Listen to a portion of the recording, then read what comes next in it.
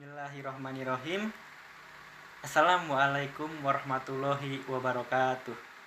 Innal hamdalillah nahmaduhu wa nasta'inuhu wa nastaghfiruh wa na'udzubillahi min shururi anfusina wa min sayyiati a'malina may yahdihillahu fala mudhillalah wa may yudlilhu fala hadiyalah.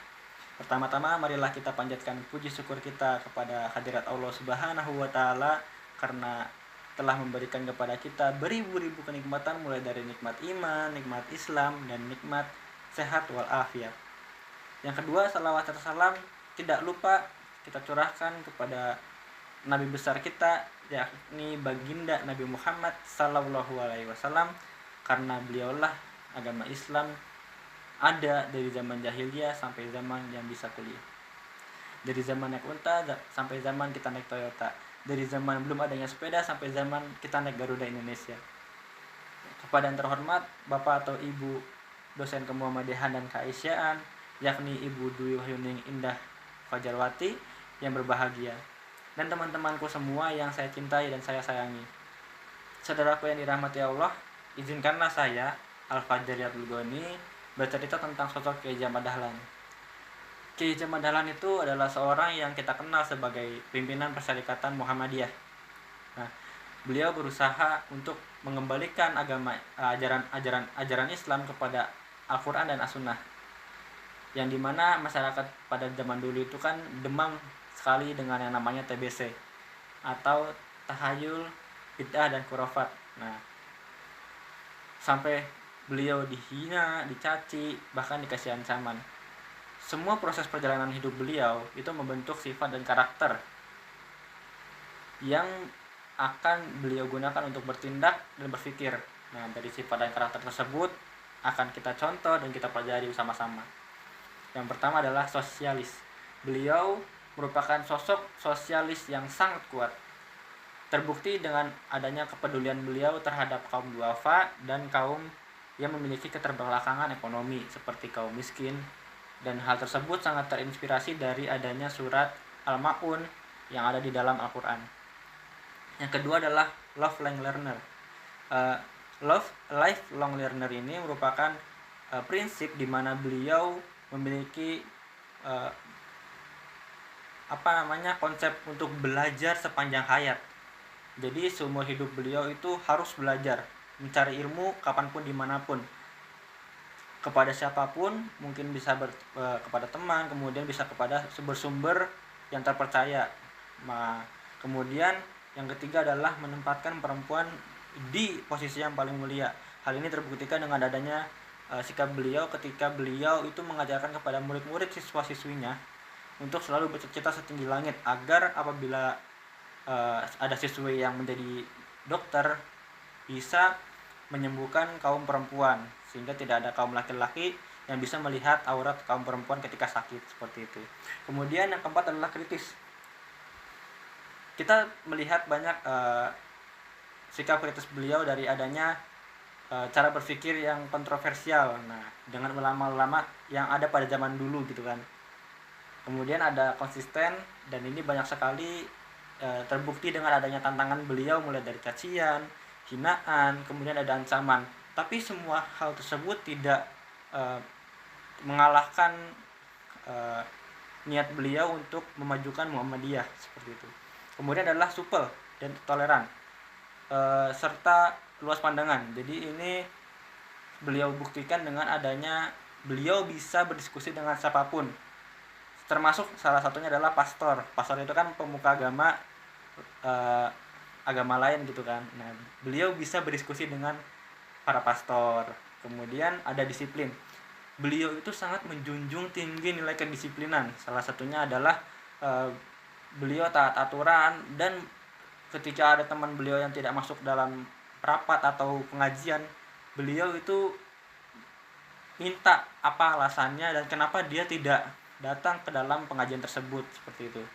Kemudian adalah yang kedelapan, keras kepala dalam kebaikan. Ketika beliau sakit, bahkan ketika beliau sakit itu, beliau masih ingin bekerja demi Muhammadiyah. Nah, teman-teman yang saya cintai, coba kita lihat pada zaman sekarang perilaku kita ini apakah sebaik beliau gitu kan. Tidak. Kenapa? Karena kita melihat sekarang, zaman sekarang ini banyak pelajar maupun mahasiswa yang banyak sekali berperilaku, bertindak sesuka hati mereka. Nah, kita melihat di media sosial ada seseorang yang suka menebang pohon sembarangan demi viral, kemudian ada perempuan yang suka berjoget-joget, dan ada juga teman-teman kita yang suka tawuran dan suka membuli. Padahal Allah Subhanahu wa taala berfirman dalam Al-Qur'an surat Al-Hujurat ayat 13 yang berbunyi, "Ya ayuhan nas inna khalaqnakum min dzakari wa unsa wa ja'alnakum syu'uban wa qabaila lita'arafu." Yang artinya, hai manusia, sesungguhnya kami telah menciptakan kamu dari seorang laki-laki dan seorang perempuan dan menjadikannya berbangsa-bangsa dan bersuku-suku supaya kamu saling mengenal. Nah, jadi dari surat tersebut itu mengisyaratkan kepada kita bahwa kita itu harus saling menjaga persaudaraan gitu. Jangan membuli teman, berhenti memusuhi saudaramu, kemudian jangan pernah lakukan tawuran.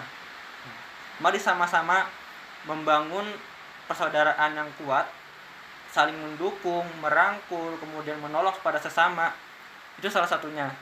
Nah, karena sesungguhnya sebagai makhluk sosial, itu manusia selalu membutuhkan yang namanya bantuan orang lain. Betul bukan? Betul. Nah, jadi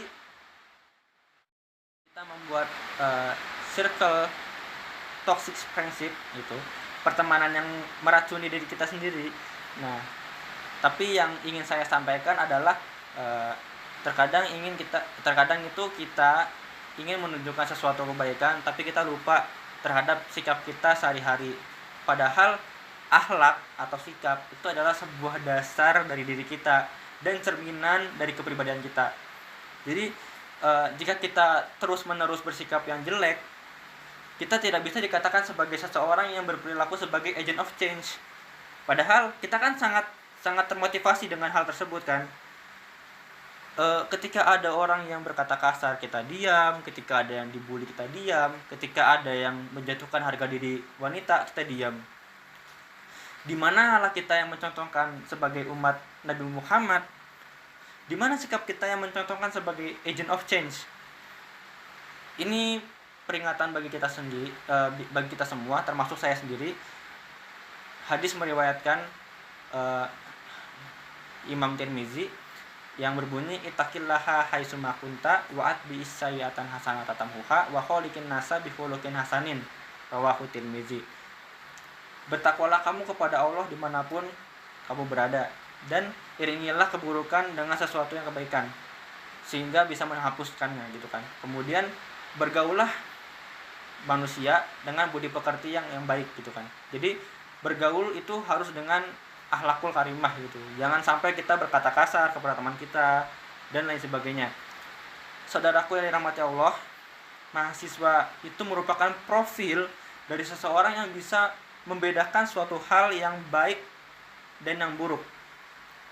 Mahasiswa adalah seorang yang mampu menciptakan perubahan dari keburukan menjadi kebaikan. Nah, oleh sebab itu, sosok mahasiswa itu harus bisa mencontohkan kepribadian yang baik, perilaku yang baik, tata krama, bahasa, penampilan, dan sebagainya. Itu yang baik gitu kan. Nah, apabila kita memahami landasan yang diajarkan oleh Nabi Muhammad dan dicontohkan oleh Kiai Haji Ahmad Dahlan, yaitu dua landasan, yakni berpedoman teguh kepada Al-Quran dan As-Sunnah, maka nilai-nilai yang ada di dalam Al-Quran itu akan masuk ke dalam hati nurani kita gitu.